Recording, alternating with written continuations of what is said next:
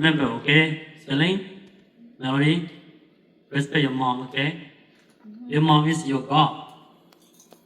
Con need to choose now, okay?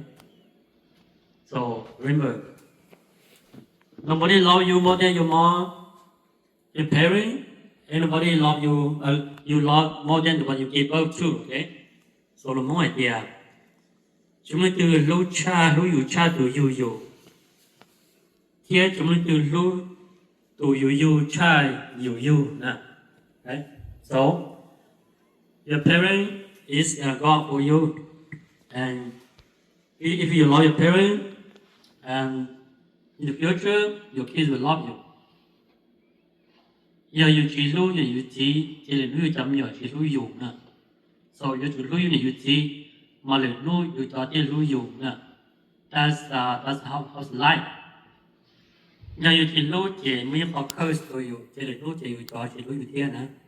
So còn này có life nè. Nó có về mong luôn nên they believe that that's the right one. Không sai hả? Cái chuyện mình cả này à? Giờ thì ý cho lúa xa cho lúa một trò tỏ sinh nhỏ hồng. Chỉ là nút chỉ về tụi mình nhỏ lo tôi chỉ mình xăm đó sinh nhỏ hồng thiệt. Okay. So remember. So chúng sẽ là cái cũng hai bên là đồ đây là chúng sẽ được tua là bên một bên là lù hai bên này cả na. Hai bên này cả hai tiếng.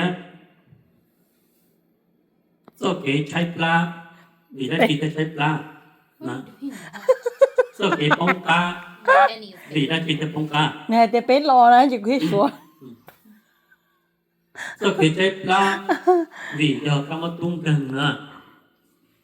You lazy, the busy, the lazy, always make you hungry. When you're lazy, you don't cook and you're hungry. When your life falling behind because you're not smart. So, to come out tung cần, or do you take pla? To come out chuột, or do you bông ca? So, đây chấm nhỏ na. Go school. Schools is education and your part of it, but more life a day. Because I don't know, really, got that, isn't it? Yeah. We have no education. That's why we falling behind. See? So, try to trust in that. And you can see that, idea. Sau mỗi cái lo lắng, lo sợ hoa, quý tỷ, nè. Cái lo lắng là mà nhớ cho nên một lo nữ chỉ nhau một trẻ nè, một trẻ xin chỉ nhau một trẻ nè. Walk around, sân đổ sẽ chỉ nhau trẻ lì, so cho nên bỏ cho nó trẻ don't be friend, nên be friend thì cho nên họ yêu destroy your life. Thì sau một cái lo lắng là một quý tỷ, sau một cái chợ là cái gì lưu nữa. Too late for that. Đi chợ, bây giờ này tôi đi chợ. Ý cháu是做家是吗？就是炒羹的，那这一蹦的那种的，种的大理是吗？对。所以我觉得做家的大理吧，说家的，到这了没蹦的，去靠到这，可能就以后我搞没有。 Nên là có xã hội chợ này giờ bây giờ này tú tư. 对。 Trồng bò. 叫老给水路。对。 Xong một cái cá thân, lo cái chân chế nè, xong cái cá thân, cái chân chế. Xong tàu giả nhóc cái đồ bê, của lúc ý tức là cái cặp chế nè, mấy cho lù nó sẽ bê nè, thế.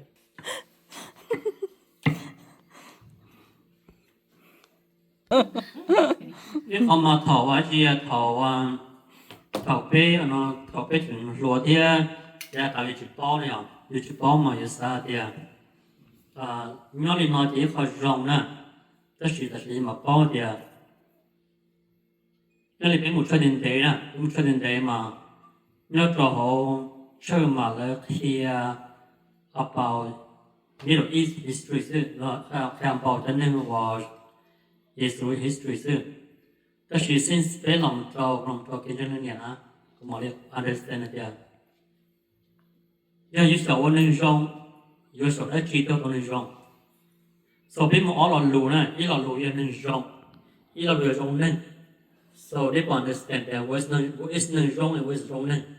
Okay. Neng rong mà giờ cho nên nó nữ chỉ nữ respect được tu nó okay. Respect được tu, phụ được tu, cháu được tu, khoa được tu, để chúa khoa phê đó luôn. Này neng rong na.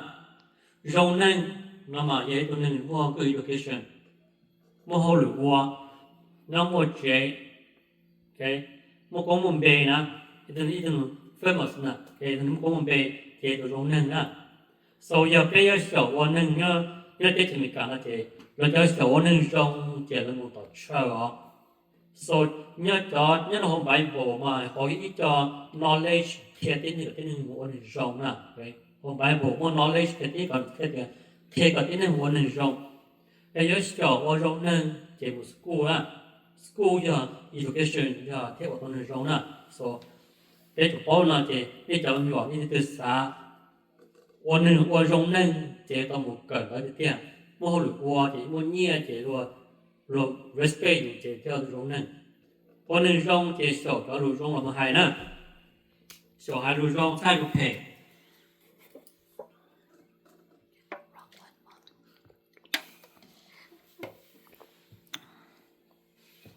Thì cũng biết khó nó cho là sầu chứ khó nó gì Ủa hậu tả. cái sầu cho lúc sinh tế nữa nè cái sầu cho lúc sinh tế cho nó chỉ nè this is the learn how to be patient nè cái sầu cho lúc sinh tế ý chỉ bảo tạo nè xong bảo tạo dùng gì đó the more you get mad the more you make mistake. Okay? The more you get mad, the more you make mistake. So, nếu mà lâu lò lù á, thì lò lù tiền trọ, lò lù thì tu xia, lò lù thì chỉ lò bò bò tạc. Còn yêu đơn trọ thì yêu kia thì yêu chế nên mù, yêu kia thì yêu chế nên yêu bắp bơ mù. Chế thì yêu tu xia thì yêu mò mò. So, don't feel sad. When you feel sad a lot, it's easy for you to get sick. Okay? Because don't feel sad. Blocking heart. Don't feel sad, no, okay? When you're sad, just find something that make you. Okay? So, okay, thôi có thì chỉ nhá, thôi thì chỉ xía, thì yêu hai lưu kế á, okay? Chỉ xía lưu kế, thôi chỉ xía mà sao hai lưu rồi. chỉ xé mà nhớ chủ nhớ cái gì sự bốc thời bốc tàu lỡ chỉ có thổi chai đó cái chỉ xé là lưu được cái nhưng bốc tàu thì nó tốn nên là tốn nên đó so remember đó là luôn đó son trọ cái chế nên nó tăng một cái chào là nhớ chủ be patient một con đời bỏ chơi nè chế just remember son trọ cho tu xia cho chỉ cho bộ tàu đó là luôn nè đó là luôn là những ít họ những ít hậu chua là khỏi được khăn nè thế so họ nó remember nó cái ít cho bộ tàu o là son trọ nè b cho chỉ long chỉ cú xia chỉ cú xuyên mà người chỉ to hay chỉ có này ô hồ lửa mà ô chỉ cú xuyên đi chỉ kêu hồ lửa nè okay còn chỉ cú xuyên là mình to thì with somebody bullying you just forget it okay sau cú xuyên xong nữa có cú xuyên cái là các engage nữa chứ người ta engage có cái engage chứ người mà đã bỏ có triple nữa chứ đang nghĩa chủ to nè sau đó sẽ sau cú xuyên nè the next one hay là chỉ thâu, okay, don't worry, chỉ thâu, bây giờ chỉ có rõ, bây giờ chỉ cần nè, okay, don't be lazy, okay, be lazy too much, no good. But I feel lazy. Okay, don't be lazy. Chỉ khi nè, don't be jealous, nè, okay. Whatever. Nên hóa chỉ đi vô những môn đi cài vô lên tới xong kia được tù. luôn dây thay dù là thoát khi luôn chùa thay dù là thoát chùa luôn. Okay, next one, 9. Yeah. Chỉ bảo trợ ta cái thế xe. Okay. Cầu. Chỉ trợ mó xe. Luôn chạy dù là cá liền luôn chạy luôn. So, bé tao hả kìa, bé tao hả kìa. Tôi nói cái kỹ năng mà lúc sáng mà học cái for example thì cho peach trees mà người ta always mua peach mà ya, mua chỉ đồ mà ya, okay. Giờ đi như thế tụ scam mà tụ scam mà nó có tụ而且tụ bad smell là gì ya, okay. Giờ đi mà有超小我也有还有赔的，有要做 owner 的叫做赔的，对。也có hai loại赔nó tao thì cái tổ owner cho loại赔đó, cái một bao tờ hắn thì cái tổ owner trong cái tổ cái bao tờ đó. So anything engage your life forget that one. So trong cái nó keep your mind, okay. So bây giờ bao nó nếu sai thì trong này tụ ấu này giờ nó bỏ tụ ấu này tỏ mà tụ để cho tụ ấu sao tụ tỏ lên trên tụ bùa nè, cái tụ tỏ trên chicken nè, cái bỏ tụ rooster có bùa mà tụ rooster nó dễ nhẹ chuyện tụ lo cái sao, cái chúng mua thì tụ bùa cho bùa tụ rooster, okay. So tụ ấu你 carry 的好味，tụ rooster 你 carry 的好味，tụ tí năng你解tí năng，tụ năng phèn cái chỗ解sao。tôi nói hai lúc phê mà nhớ là nó like thì chỉ hai lúc rong nha hai lúc phê ta đi chứ tôi họ thì nhớ là lúc mày là mua Osha nè cái sa thỏ nó chỉ lúc mày là vua hồng back row thế này lúc phê nó thế nào chỉ để cho open này chỉ thọ tôi nói hai lúc chỉ để cho lúc phê nó đau sát lúc rong rồi so that's why cho lúc phê rất tôi nói hai lúc phê nên tôi chú định cho lúc phê tôi nói hai lúc rong nên tôi chú là tôi cho lùi rong, thì tôi nên rong, thế tôi hay rong, tôi nên pay, thế tôi hay pay sự, so với đấy tôi nên hay pay rồi yêu thì còn tao nên hay rồi yêu sự phát triển, nên khi tôi khăn rồi yêu hay thì nên tôi nên pay đó sự, so you always keep họ rong sự, so nếu mà không pay lo, vì sao mà không pay nó khi rồi bỏ, bên một ý là rồi thì sai sầu rai xe, thì是sầu rai路啊，đấy. 所所在些是所在路那么人民的，所以我哋有要害咗杜碰要害咗你知，有到咧博大嗰啲，有到 keep on the secret， 有冇可能仲係是多啲，個係一個路陪到路嘅，你要除有一波落路用 ，OK，so that's why you should keep， 咁啲路陪咗嘅路路唔錯喎。Ê, tới thầu mò xe này. Bên mong mà bên understand thì cái lũ nó chỉ cho bố con nó chỉ hay là rong nó có chỉ cho họ họ lúa sự họ tới họ rong họ mê sao họ lo tiền thì cái lũ tiền nè chỉ trái cái tua nè chỉ trái cái tua cho nên nhiều lũ mà nhiều dân我来知道导弹啊，去起，我都是我的教育去起，那给路点，给路点要记这故事啊，这故事一摸着路的家了，看到要回摸到着路，所以上那的 work 啊，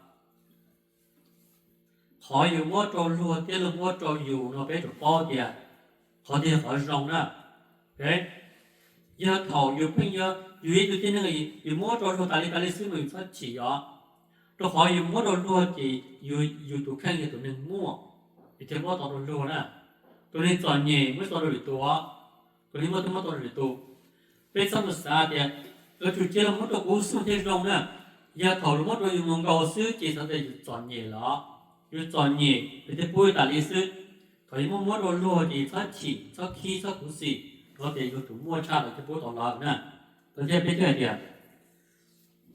chỉ chơi của sĩ, đấy, hai kia những ô tô, lâu, 普顿卓些及沙作大力，对，照婆们我下贴些个单车，我错呀这警察就论起警察起，对，论起警察起。Even though you're very mad, but don't show yourself that you are very mad. Okay, don't show yourself. Keep calm. Don't go mad or behind. Don't go smile on the front. So basically,เรารู้แก่无论学无论叫论起，贴得到有的 enemy 做给起。无论叫论牙，贴得到有的 enemy 入学检查。Có thật tế tôi này dọn tàu dù cái tiền ta là nó chỉ đã hành luôn trong siêu brother sister thì có luôn luôn tiền mình chỉ cần tàu có giờ thì nên tàu có cái chỗ hàng chat rồi cái tiền nên tàu có xưa tàu còn cái tiền the way smile is a medication that help all the people okay okay 好这个的八段多些那อย่างนี้ป้าหรือตูเจอยู่ช่อสาเดี๋ยวหลับป้าซื้อหรือผู้ใช้ในป้าอยู่น่ะอยู่ป้ารู้หรอกป้าจะเพียช่อ aspect ขออยู่เขาไปถึงแล้วไปป้ารู้ป้าเลยแบบเอ้ที่กูว่าถ่ายนี่น้องซื้อไปว่าอย่างตรงนั้นว่ากูสาวก่อนนี่นี่เมื่อเช้านี่ตัวนักเรียนเก่าเขาส่งเที่ยตัวเดียวนักเราnhớ cho mong ông nhớ đồ mong họ số thái điểm mà mong chúng một cái chót thiệt à mong một cái con tổ sao cái con tổ nó mà như phần tàu lên tổ cho thầu và tuân sai một yếu chí thì mình bây giờ tập trung để tiêu thì mà đi còn là cậu tụi thầy cho lo còn là cái chỉ làm tổ tuân sai một vấn đề sự by that time nếuผมลงอ่ะchúngลงแล้ว有的路的就好路的提前的我们这些，马来海路上都有的那刚我们中国那上，我小路那上，小几街呢，我们弄嘛不知道呢，他在一路买那个富啊，我卖呢，哎，这被很多了同的，好多么被多头一个人最多的车，最多那的车呢，嘛么海路上了，我们弄了，怎么弄呢？好被。thọ thì chỉ số nó cái chữ học cái chúa xin lao là sư mà đi hôm đó cái ti mà tua rồi nó cũng không mà chúng không đó so cho luôn tua mà này cho luôn tuần bờ xin chủ có cao so tại nên bên ní cái cho kia mà to teach you how to work teach how to work like a map like addition mà addition là 2 plus 2 equal 4 right? 2 plus 3 equals 5. That is the word that direction direct you to work to complete the problem. So, what I do is I read here. Cho lột chót kia mà cho lột kia. Cho mua cái lò lạnh của quý tỷ. That's why. Có mấy tôi nên dùng sát đồ tôi cho nó có tôi chúa rõ cái sự sau khi một khóa thì cái gì của viên cho ấy là nhau ok là chủ cao so bé chuẩn bị cho lùi nó kia so ok tôi thảo lên nó sẽ là chế sẽ để đi trong trên nó tầm nhỏ số lượng nhiều chỉ khi nào anh không theo tôi sẽ cần tao ok tôi sẽ cần tao mỗi chỉ để chúng nhau hôm nào theo thì also too much. Don't take it too much. When you take it too much, then you're gonna loser. You loser, and I'm a loser. you don't get good grade. I never lose. See, when you go to school, your grade is very low, and you go apply for a job. They ask for your grade. See, if your grade is very low, they know that you're lazy. Only the lazy people have the lower grade because lazy, don't do homework, go school late, don't go school, bad credit in school, so they know that you're lazy. So the more game you play, the more you get lazy. The more game you play, the more you delay your work. So don't play game too much. You can play a little bit to flash your mind, but not all day. OK，我现在从那个回来都寻找我接些点让你备注哟，这可以做烂了 OK。